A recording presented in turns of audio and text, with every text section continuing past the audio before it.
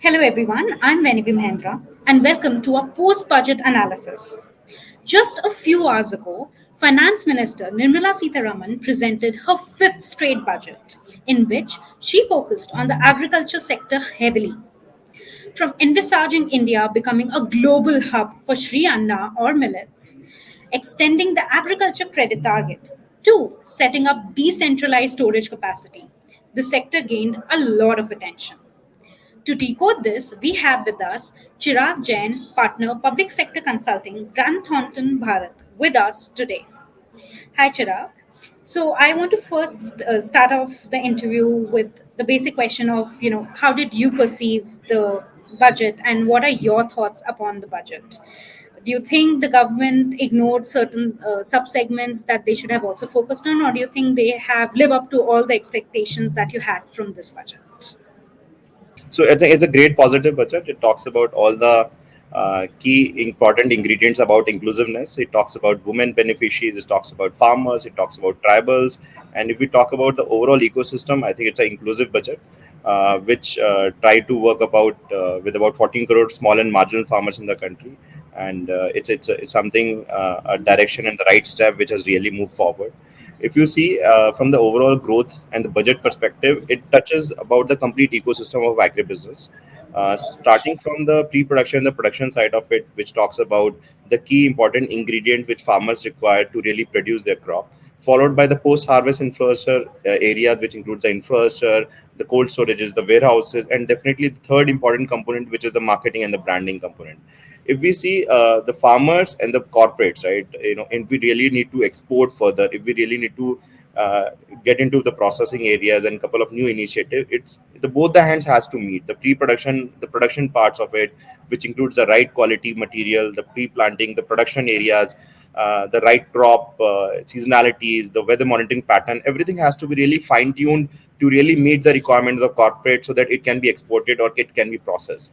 This is the right initiative where we talked about the major focus towards pre-planting, the green clean plant program, which is about 2,200 crore of investment which is going to into this particular program, and largely on the bringing in the true to type varieties, helping the overall universities, ICR institution to really strengthen up in terms of providing the right kind of quality planting material to the farmers. Additionally, it also talks about the increasing in the credit portfolio, which is about 20 lakh crore now, which will help in terms of further encouraging the investments around cold storages, pack houses, warehouses, which will further enhance the overall storage capacity for the country. If we talk about another area where the farmer producer organizations are further enhanced to be further strengthened, the NRLM initiative, which is about women self-help groups, are further to be strengthened in terms of FPOs and further to be strengthened in terms of marketing and branding areas. I think all these together, if we talk about it's a complete ecosystem perspective, it's a right budget in the right manner, which really help in the next 5 to 7 years farmers to be more inclusive growth can be achieved with this budget. Um, in that case, I also wanted to understand that this budget has focused a lot on the farming community, right? So, given that the focus is on clean planting materials and natural farming and incentives being given to the farmers as well. So, in that if we take that perspective, what is your opinion on these new ideas being, promoted or implemented by the government, and how do you believe these proposed interventions will help bridge the gap between the farmer and the industry? So especially from the fact that if you see we are the largest producer in commodities and second largest producer in the horticulture segment, and probably the largest in some of the crops like mango and related crops. So there is a huge gap. While the export is only less than 2% what we trade in terms of overall community perspective. So you can see that even being the largest producer and second largest producer in some of the commodities, we are still in very nascent and very probably early in terms of overall export perspective. So to bridge that gap, that the kind of processes which are required to really follow up the SOP, the standard operating procedure, to really export the produce, which is not only in terms of the right branding and marketing. It's starting from the day zero, and day zero means that right prototype planting material which has to go into the farm. It has to be monitored carefully for the next couple of seasons. The right input in terms of INM, IPM, the nutrient management, the pest management practices, the MRL levels are to be monitored properly. From all those perspective, if we see, there are right initiative which has been taken in terms of three initiatives which are largely I would talk about. One is definitely the clean plant program, which will help in terms of the right quality disease free planting material to be for the farmers. The second is about natural farming initiative which are being taken, because there has been significant interventions which are required at providing the right kind of nutrients for the crops. And third, in terms of collectivization, which is the farmer producer organization, together they can collectivize and they can market their produce to the export market or to the processor, which is probably a missing end. So all the three important points are being captured into this particular budget, and hopefully this will take, and whatever the less than 2% of export which we have, this will further strengthen the overall export scenario from the country, from the agriculture horticulture sector. Thank you. What I found interesting is the fact that the government has also extended the credit target to rupees 20 lakhs, right? So while that is a good part on the for the it is a big help and incentive to the farmers as well.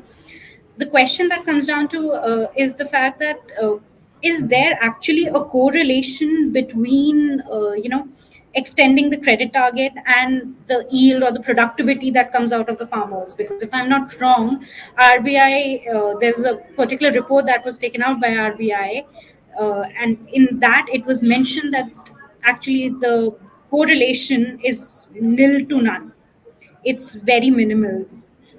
So to really understand this, we need to really see how this credit facility is being used, right? So there are, two three ways this credit facility generally being used. One is the farmer utilizes for their own kisan credit cards for that particular purpose, which is largely from their production angle. The second is it is being used for building up warehouses, storage capacities, and to build such kind of infrastructure. And third is, which is, in terms of if in case, the own farm mechanization equipment which probably goes into this. So all those three important areas if we talk about, and this credit scenario, this enhancement will further boost all the three areas, and this will bring in more overall high level investment from both farmers, the utilization from the private sector as well.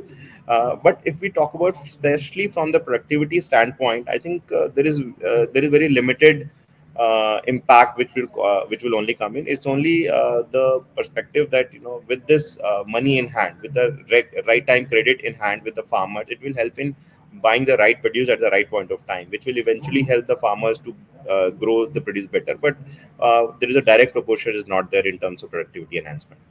Okay. My last question is that I wanted to understand what are your thoughts on the Agriculture Accelerator Fund, and at the same time the digital public infrastructure that has been rolled out for the agriculture sector, and how do you see these schemes playing a larger role for the sector and connecting them with the industry and helping out the farmers in the whole industry as a whole?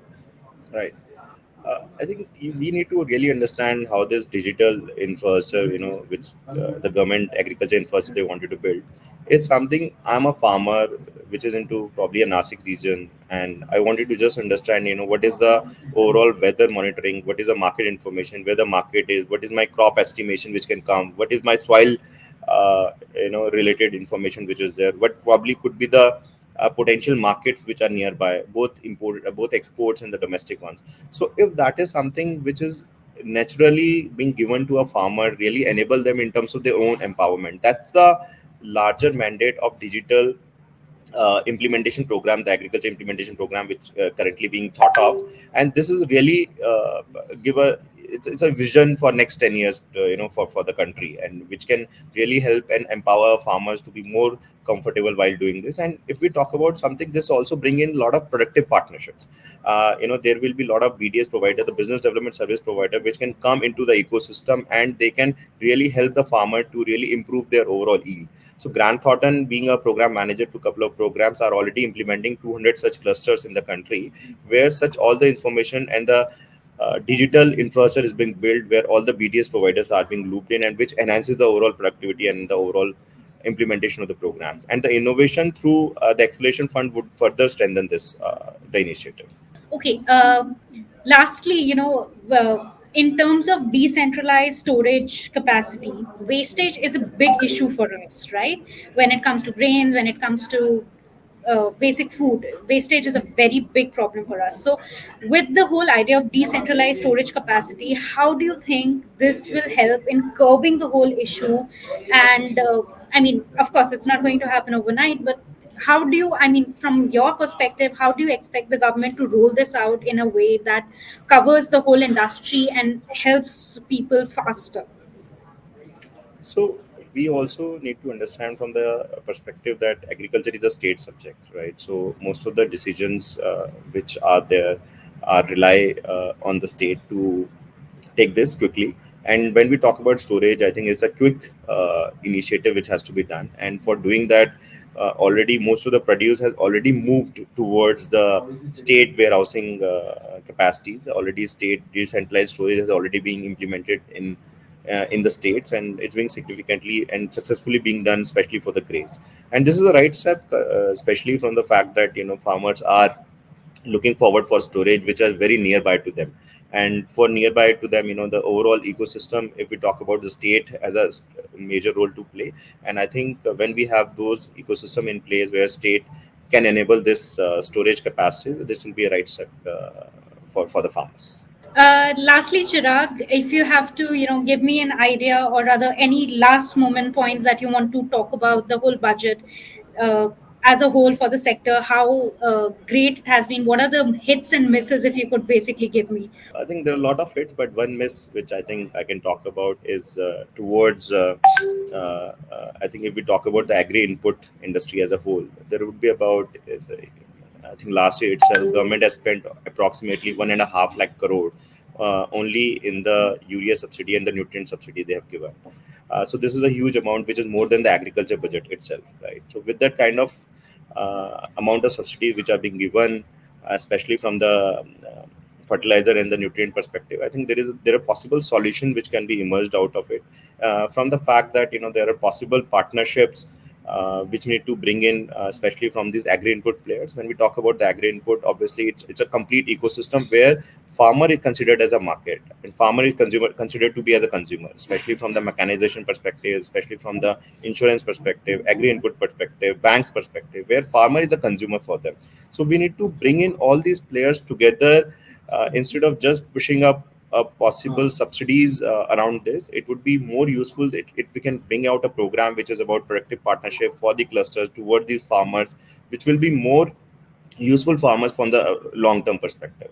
I think the government has to really think in this direction, where such clusters can be identified initially, where such programs, because if we talk about from the agri input perspective, from the knowledge and awareness perspective, they have the desired knowledge, they have the desired inputs in terms of what kind of crop the farmer should grow, what kind of input they should grow. So we need to bring in those players, those ecosystem guys into the overall working style of the farmers and the value chain, which will help us in terms of helping in improving our productivity, and also from the standpoint of leveraging all the expertise together into the ecosystem and the clusters.